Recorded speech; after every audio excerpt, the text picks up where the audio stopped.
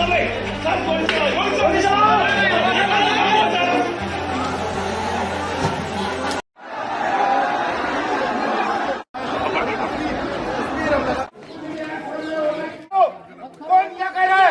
क्या हो रहा है? हमारे देश भारत के पहले प्रधानमंत्री स्वर्गीय जवाहरलाल नेहरू जी ने एक किताब लिखी थी।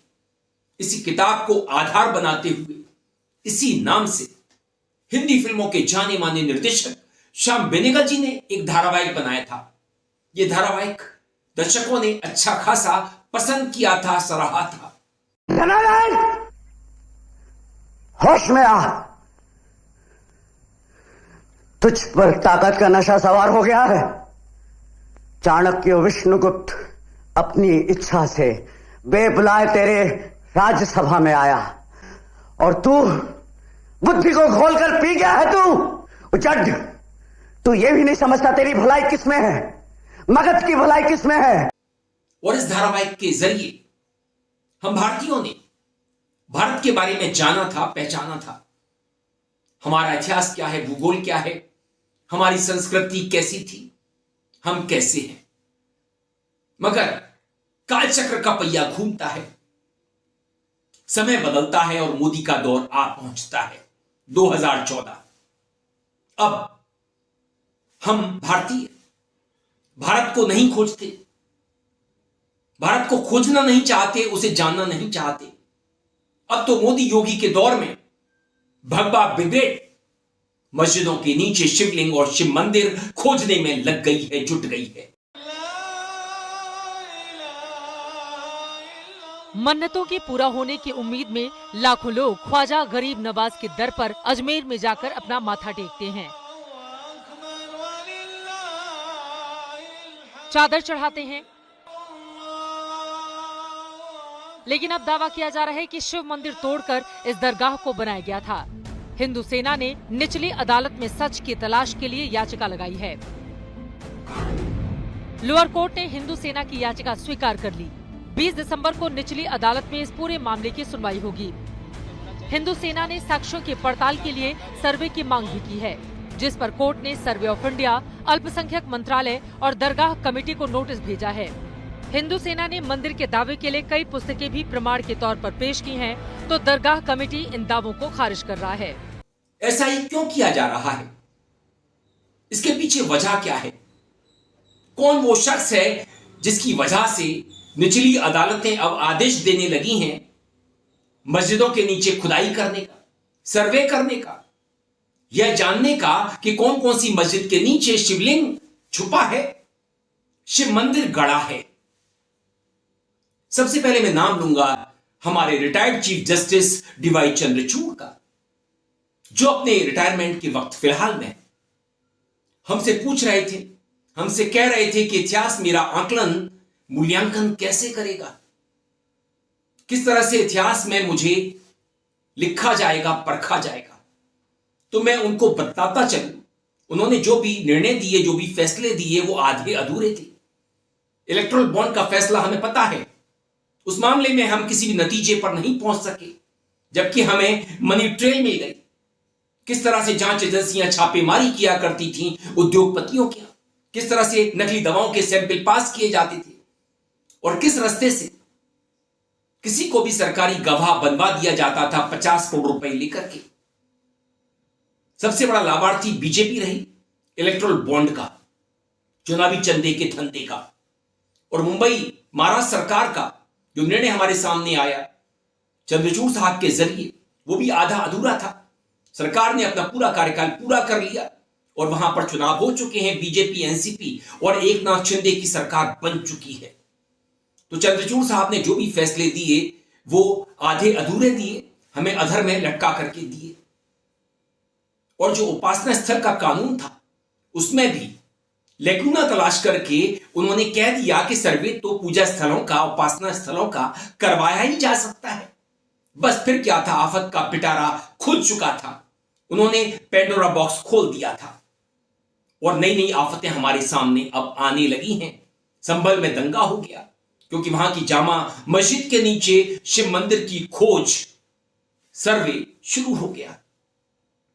विष्णु गुप्ता नाम का शख्स इस काम में अगुआ बना हुआ है, वो इस मुहिम को चला रहा है और जहां तहां जाता है, सर्वे के आदेश ले आता है। राजस्थान में जो ख्वाजा गरीब नवाज मोइनुद्दीन चिश्ती की दरगाह है, वहां पर भी सर्वे के आदेश आ गए हैं। तो इतिहास चंद्रचूड़ साहब के काम का आकलन कैसे करेगा, इसके बारे में हमें मालूम पड़ गया है। हमारे देश में आफत का पिटारा खुल चुका है, अदालतें अब सर्वे का आदेश देने लगी हैं। हम मस्जिदों के नीचे मंदिर, शिव मंदिर और शिवलिंग खोजने में लग गए हैं। ऐसा लगता है देश के पास कोई दूसरा काम नहीं है। और जब चुनाव जीतना हो, दबे कुचलों का, आदिवासियों का, पिछड़ों का, शेड्यूल ट्राइब्स का वोट हासिल करना हो, तब योगी कह ही देते हैं, मोदी कह ही देते हैं, बटेंगे तो कटेंगे, एक है तो सेफ है, एक है तो नेक है। याद कीजिए मंडल के दौर को, जब वीपी सिंह देश के प्रधानमंत्री बने थे, 90 का दौर था शायद, तब भी मंडल को हराने के लिए, मंडल को दबाने के लिए कमंडल लाया गया था। बात का फैसला करेगी कि यहाँ पर राम का जन्म हुआ था कि नहीं हुआ था। आपसे तो इतनी आशा है, बीच में मत पड़ो, रास्ते में मत आओ, क्योंकि ये जो रथ है, लोक रथ है, जनता का रथ है, जो सोमनाथ से चला है और जिसने मन में संकल्प किया हुआ है कि 30 अक्टूबर को वहां पर पहुंच करके कार सेवा करेंगे और मंदिर वहीं बनाएंगे, उसको कौन रोकेगा।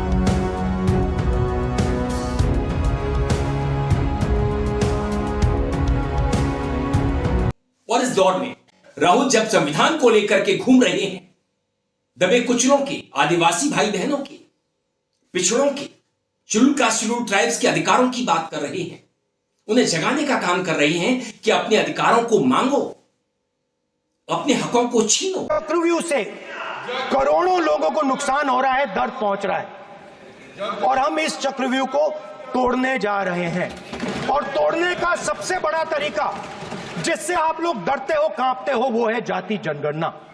और जैसे मैंने कहा था कि इंडिया गठबंधन गारंटीड लीगल एमएसपी इस सदन में पास करेगी, वैसे ही मैं कह रहा हूं, आपको अच्छा लगे ना लगे, जाति जनगणना इस हाउस में, इस सदन में पास करके हम आपको दिखाएंगे।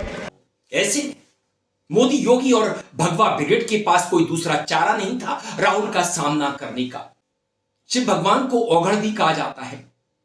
वो अपने बदन पर भस्म मला करते थे और शिव की बारात के बारे में हम सभी जानते हैं, संसद में राहुल ने बताया भी था।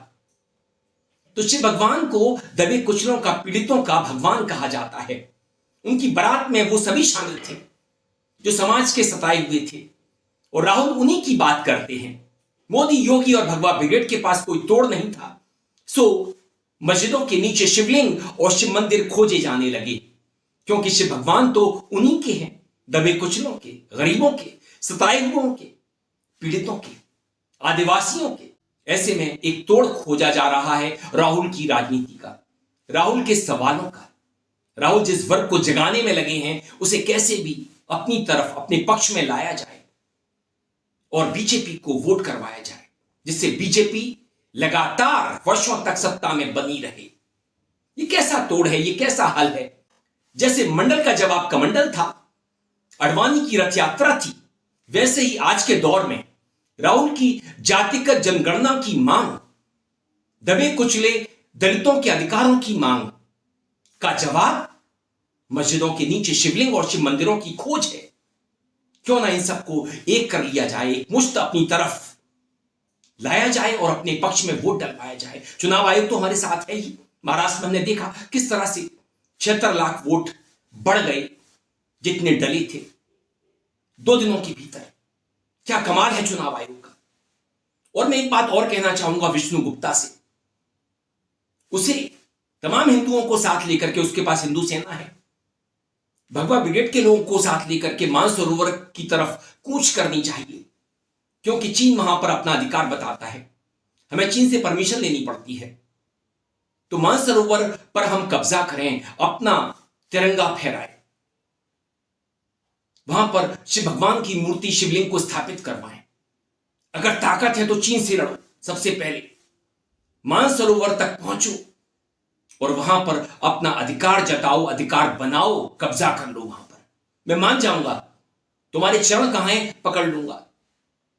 और चीन ने जो हमारी जमीन दबा रखी है, हिंदू सेना उसके लिए भी कूच करे, लद्दाख जाए, सीमा पर जाए और मोर्चा ले चीन के लोगों से। अगर ये लोग मिलकर के चीन को शिकस्त दे देते हैं, युद्ध में हरा देते हैं, तो मेरी ओर से इन्हें 51 तोपों की सलामी होगी। और चंद्रचूड़ साहब का क्या कहना, उन्होंने तो आफत का पिटारा खोल ही दिया है हमारे सामने।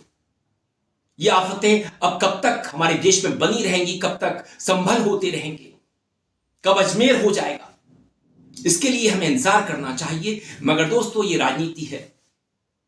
बीजेपी, मोदी, योगी, आरएसएस राजनीति का अपना एक खेल खेल रहे हैं और ये राजनीति हमें कहीं लेकर के नहीं जाएगी सिवाय अंधकार के, जहां से हमारी वापसी नहीं हो पाएगी।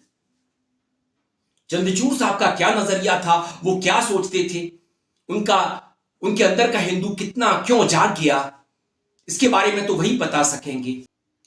दोस्तों, इतिहास में बहुत कुछ अच्छा हुआ, बुरा हुआ। मुगलों ने किया, हिंदू राजाओं ने किया, बौद्धों के, जैनों के मंदिरों पर हमने कब्जा किया, उन्हें तोड़ा, बनाया। मुगलों ने भी मंदिर तोड़े, बनाए। तो सबसे पहले हमें अपने अंदर झांकना चाहिए। अगर जैन अपने मंदिरों की मांग शुरू कर दें, बौद्ध ऐसा करना शुरू कर दें, तमाम दावे हैं, 2000 मंदिरों पर दावे हैं जैन समाज के, अगर ये सब शुरू हो जाएगा तो ये अंतहीन सिलसिला है। कहां जाकर के थमेगा इसका अंदाजा आप नहीं लगा सकते हैं। और हिमाचल की घटना जो कांगड़ा में हुई, बीडीसी सदस्य सुषमा देवी ने जो कश्मीरी व्यापारी के साथ किया कि जय श्री राम बोलना होगा। हिंदुस्तान है ना बाबा, तो आप एक बार जय श्री राम बोलो। हम अपने मजहब में आपको आने नहीं देंगे। आप हमारे इलाके में नहीं आ सकते। मैं पंचायत की अधिकारी हूँ, मैं भी पंचायत में हूँ, मेंबर है। आप अपने कश्मीर में रहो। हाँ, कश्मीर किसका है? वो भी हिंदुस्तान का ही है ना? है, होगा। आने की आपको इजाजत नहीं। हिमाचल में मत आ जाए, ये बोलो। हमारे हिमाचल में आपने बिल्कुल नहीं आना। ये बोला, हिंदुस्तान में मत आ जाओ। यहां पर हिंदुत्व प्रवेश कर चुका है। उसके बाद उनके खिलाफ एफआईआर तो हो गई, सुषमा देवी ने माफी भी मांग ली, मगर जो सांप्रदायिकता का जहर है ये जहां भी पहुंचेगा वो बर्बादी ही लाएगा। हम कहीं जाते हैं, बांग्लादेश में हमारे हिंदू भाइयों पर 200 हमले हुए हैं और हम अपने देश में धार्मिक कट्टरता की बात करते हैं, मुसलमानों के प्रति नफरत करना शुरू कर दिया है। अगर ऐसा ही यूएई में होगा, मुस्लिम देशों में होगा हमारे साथ, क्योंकि हमारे भाई वहां पर काम करते हैं, तब आप क्या करेंगे? इसलिए सांप्रदायिकता का जहर मत फैलाइए, इसे रोकिए, देश को बचाइए। ये बर्बादी ही बर्बादी लाएगा। नमस्कार।